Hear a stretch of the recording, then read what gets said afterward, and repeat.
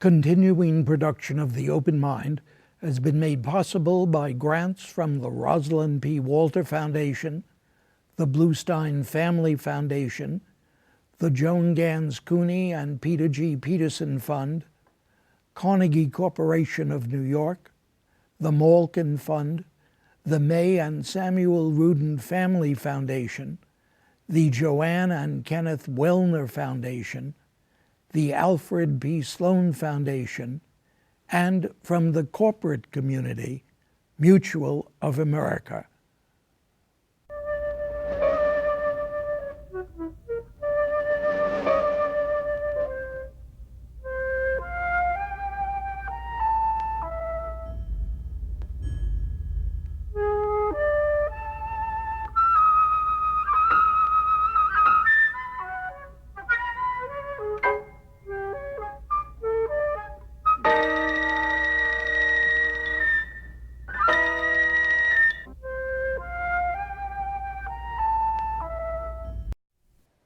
I'm Richard Heffner, your host on The Open Mind, and I usually introduce today's guest simply as Dr. Ruth. Dr. Ruth Westheimer, known everywhere as the sex therapist whose many books, as well as her incredibly frank radio, cable, and television programs, over the years have warranted her a formidable role in America's sexual revolution of the past 2 generations. But today it's different. Today I want to talk with my friend about the advanced copy I've just read for her, Guide for the Alzheimer's Caregiver, by Dr. Ruth with Pierre A. Leahy. Ruth, seems strange. You're known so well as a sex therapist. You have been for all these years. How come we're now going to look and read in a few months Dr. Ruth's Guide for the Alzheimer's Caregiver? I tell you why. When I worked at Planned Parenthood of New York City, I trained paraprofessionals, Black, Puerto Rican, people in East Harlem who had never worked before. So I knew, and I did a good job, because they all got better jobs after the program ended. I knew how to train people with enthusiasm. I have a few friends, and I'll tell you very fast why this book came about. I have a friend who's a famous physician in Boston, whose wife has Alzheimer's. It's getting worse and worse. And somebody told him that he has to retire in order to take care of his wife. When I heard that, I called him, and I said, "You are going to lose me as a friend," in my very serious, authoritarian German way.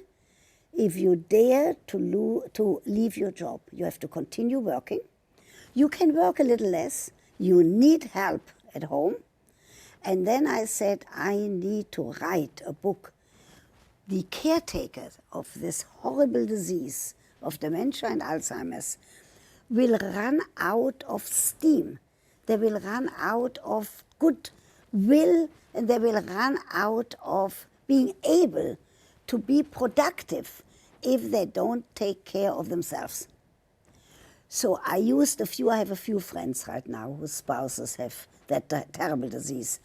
I decided I have to do something. It has nothing to do with sex. It has something to do with this relationship between people. If it's the people who are family, or if it's people who are being hired. They have to learn how to take care of themselves in order to be able to take care of the other person. Otherwise, after a while, they become depressed. So I'm not a psychiatrist. I just give basic, common sense advice. Somebody like you could say, everything I read here makes sense. It's common sense. That's what I'm after. Ruth, that's perfectly true. I've read the pages.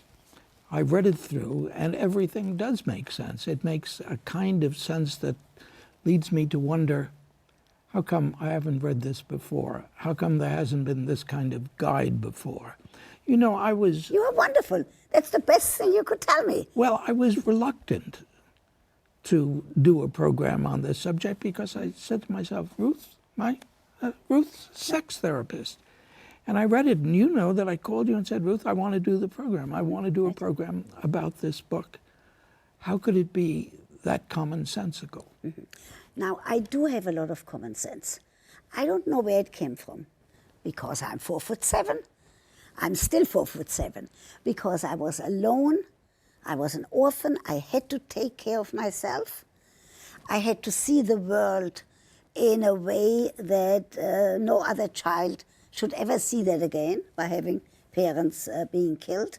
I do have a good sense of common sense. Now, something in that book that I did not write, but I'm telling you, first time that I'm talking about the book, I also was concerned the caretaker, the family caretaker, for example, the husband or the wife, what are they going to do with their sex lives?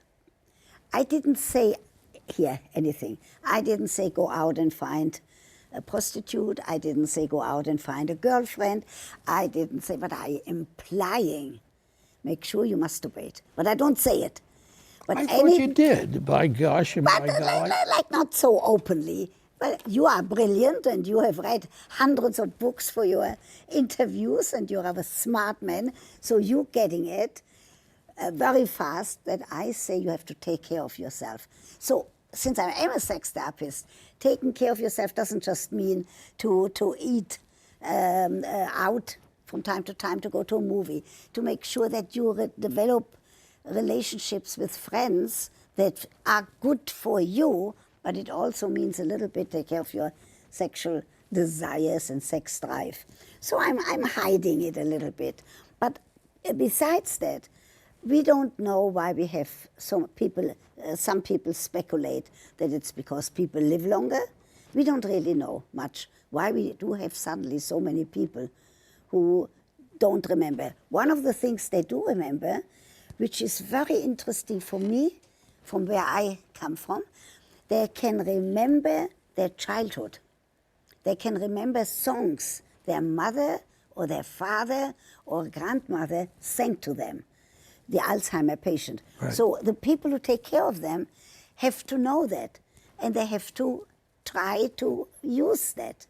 So I'm thinking this is a wonderful contribution of somebody like me to say, make sure you take care of yourself. What do you mean precisely by take care? How can you take care of yourself? What are the different ways? Okay, the different ways are that you cannot feel guilty. If you have an Alzheimer's relative and you go to the theater or the concert or the movie, you have to say, Dr. Ruth says in her guide that I have to do that, without feeling that you are abandoning somebody. You also have to start new relationships. The relationships don't have to be sex. I'm not saying bring somebody into the house to have sex, but you have to start new relationships.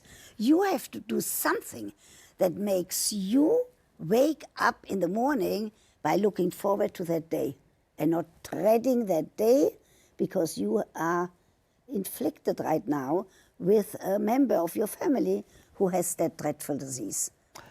Ruth, I remember Max Lerner saying to me once when I asked him, how did he describe his philosophy? He said, I'm a possibilist. You're a possibilist. I like that. And it was a great expression on his part. But I wondered as I read the book, as carried along by it as I read through it, whether it wasn't that smile of yours, it wasn't that indomitable spirit of yours, it was just whistling in the dark. Can you possibly care for yourself? You write how to care for your loved one without getting overwhelmed and without doing it all yourself. The implication is you're going to be whelmed, but you're saying you can't be overwhelmed. Right. But you have to use other people. Sometimes it has to be people who are going to do it because they're part of the family. Sometimes it has to be people who are doing it because of money or because of whatever it is. You have to realize as much as you like that partner of yours, And as much as you don't want him or her to be hospitalized, not hospitalized, but institutionalized, that you have to take care of yourself without feeling that you are selfish. You have to say, thank God, I'm healthy, I'm alive, I can take care of that person, but I have to take care of myself. And it does fit into my whole philosophy of life, because from all of my experiences, there is something in me that said you have to take care of yourself by being interested in life and by going out. Not you can't sit there and say, I'm always tired. I have to tell you something, Richard. Anybody who says to me, I'm tired, I say, I have no time for tired people, goodbye. So that's what I'm after. I'm after giving people a little bit of a push, of saying you have to take the energy and you have to do something about it. Use the word just before, guilt. How large a component of guilt, or to what degree does guilt play a role when you begin to think about institutionalization? Tremendous. Tremendous. Now, I'm not a psychiatrist. I'm not a psychologist in that sense that I could analyze, but I know, because I'm 84, and you know, that there is a tremendous amount of guilt, which is not just having to find an institution, but the guilt is, that's an interesting thought, I never thought about this. The guilt is, how come I'm not afflicted? And that, I never thought of that. That has to do with my life. How come I was saved? How come I was on the Kindertransport being saved from concentration camp while 1.5 million children, Jewish children, were killed? So that issue of guilt, more psychologists and psychiatrists really have to find out how we can help people. Because if you feel guilty, there is nothing that can be done for you. If you feel guilty because you have to do a step that you didn't predict, there is nothing that somebody like me can do with you. You will be consumed by that guilt until you die. I don't want that to happen. I want people to say, let me make the best out of every day, even if it is 2 hours a day, doing something for myself.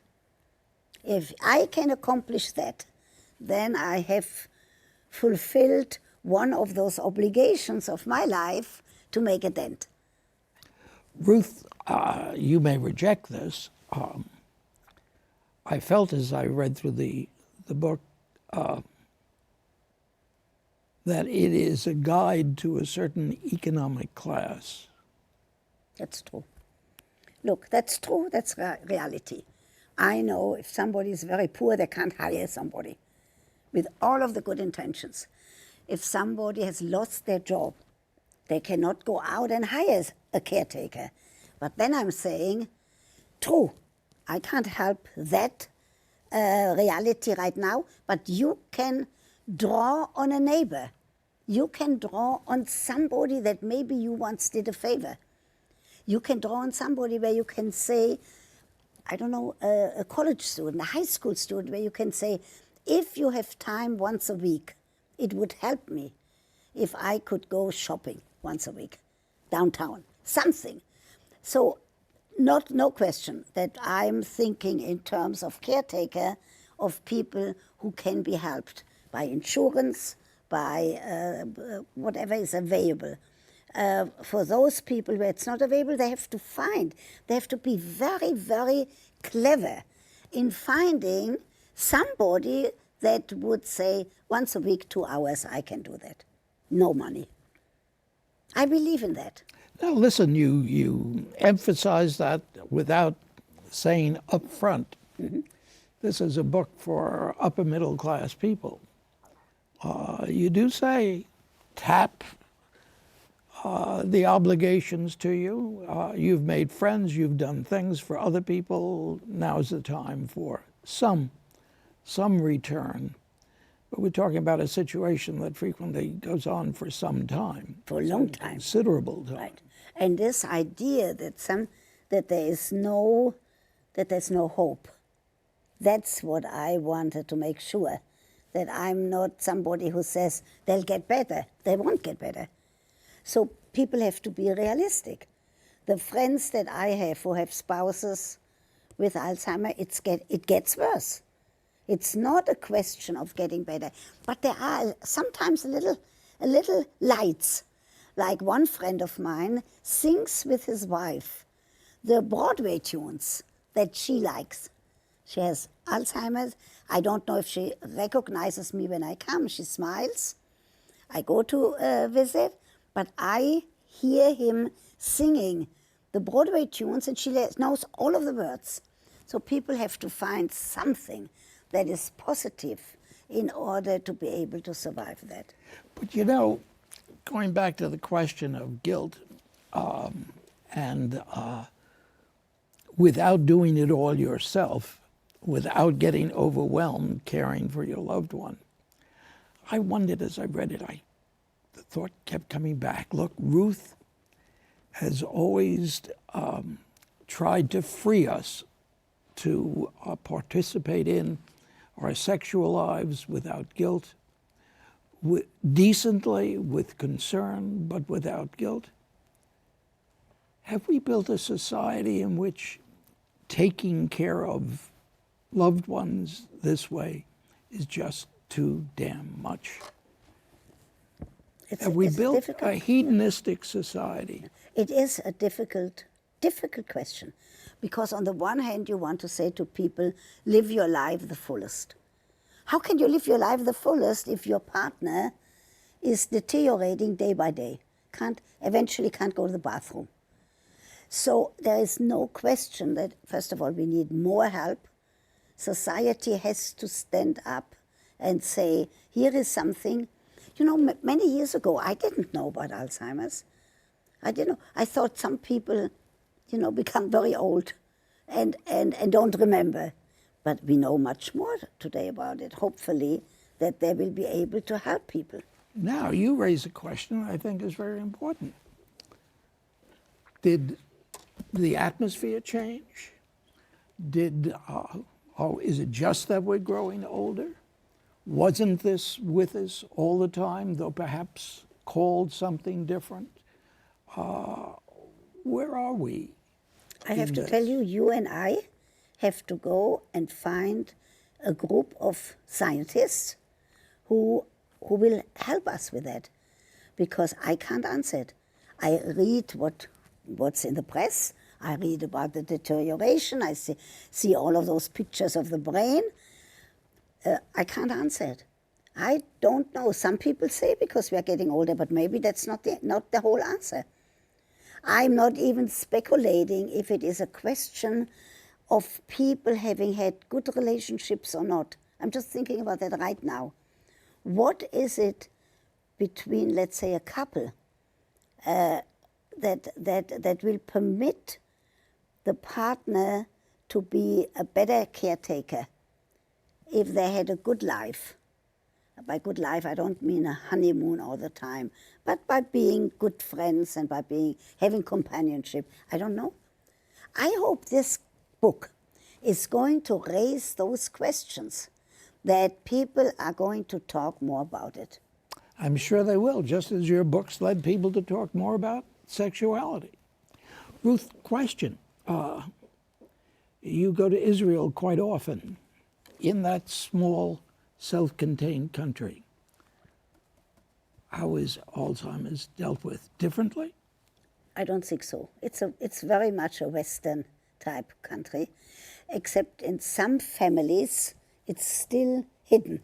You know that some years ago, when there was a child that was not normal, right, you didn't know about it. They hid it.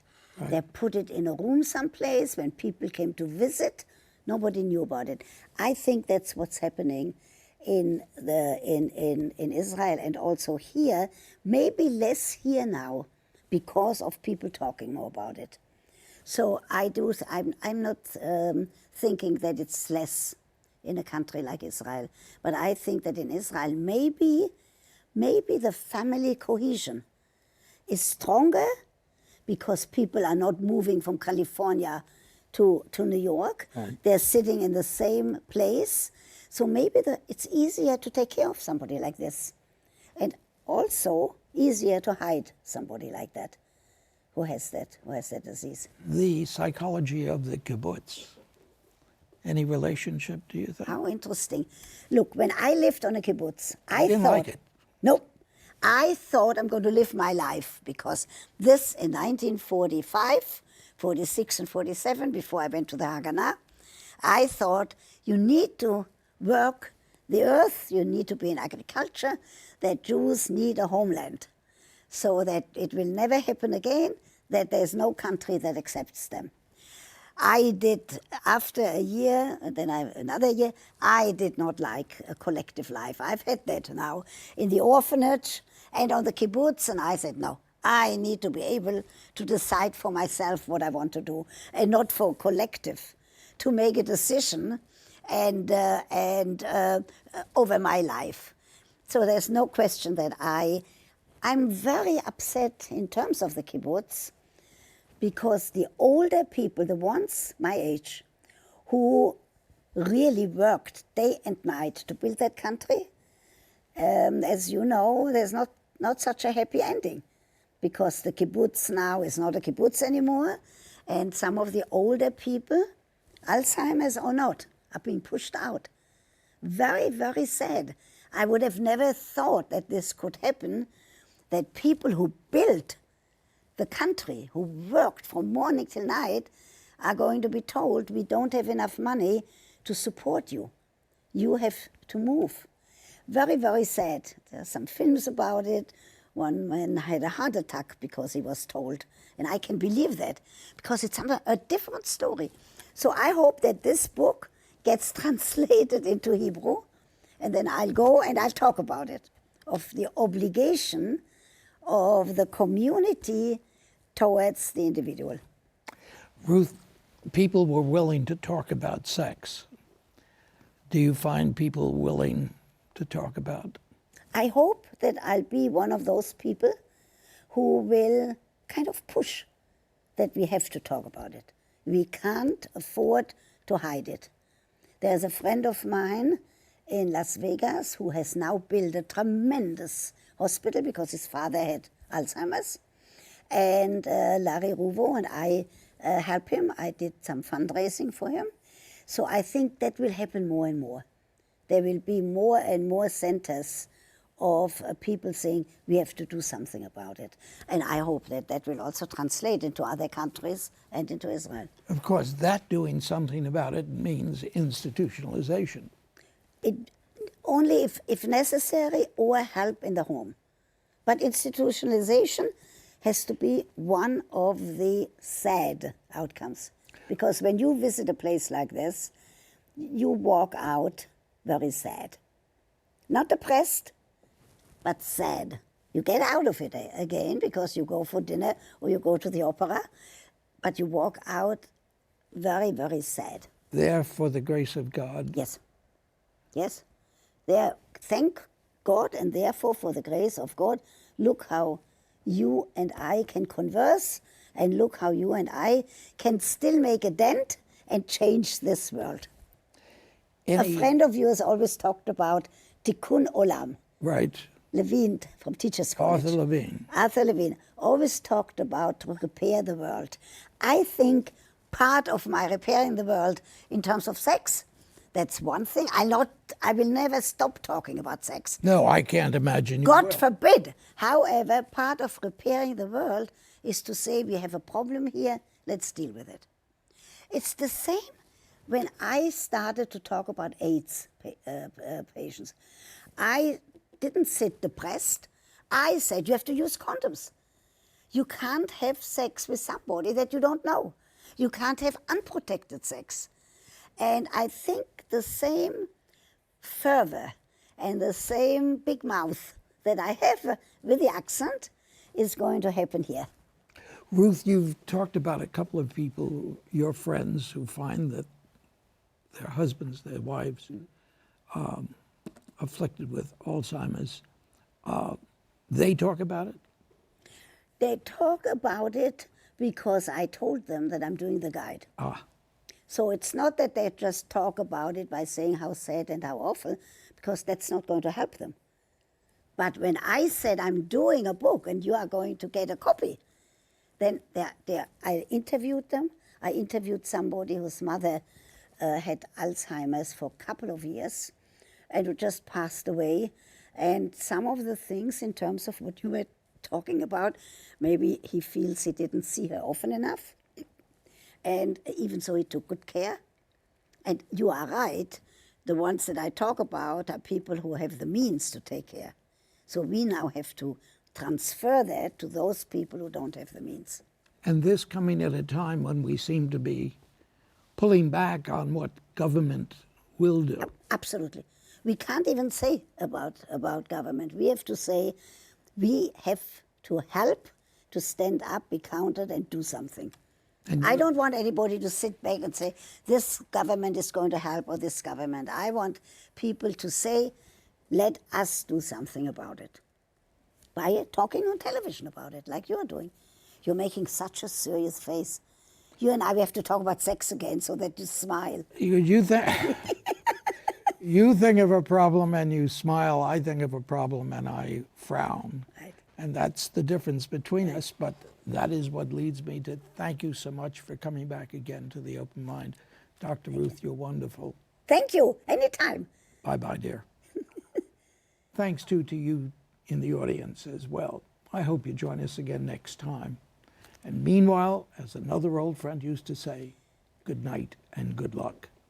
And do visit the Open Mind website at 13.org/openmind to reprise this program online right now, or to draw upon our archive of 1,500 or so other Open Mind and related programs.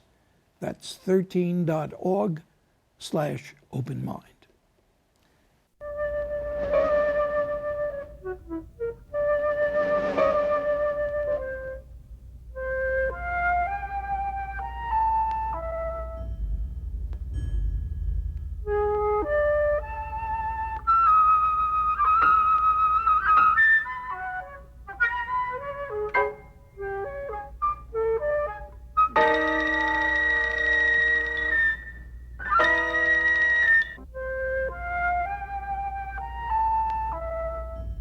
Continuing production of The Open Mind has been made possible by grants from the Rosalind P. Walter Foundation, the Bluestein Family Foundation, the Joan Ganz Cooney and Peter G. Peterson Fund, Carnegie Corporation of New York, the Malkin Fund, the May and Samuel Rudin Family Foundation, the JoAnn and Kenneth Wellner Foundation, the Alfred P. Sloan Foundation, and from the corporate community, Mutual of America.